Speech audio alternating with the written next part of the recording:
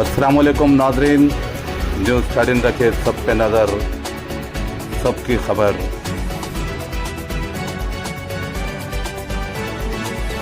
Heavy rainfall lashed Telangana yesterday, causing the widespread disruption. Low-lying areas were inundated and crops were damaged in several districts.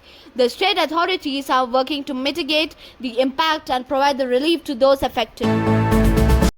Devastating news from the Nizamabad district. A severe tragedy unfolded when the wall of rice mill adjacent to the residential house collapsed, claiming the life of Indur Mahesh and his innocent 1-month-old daughter.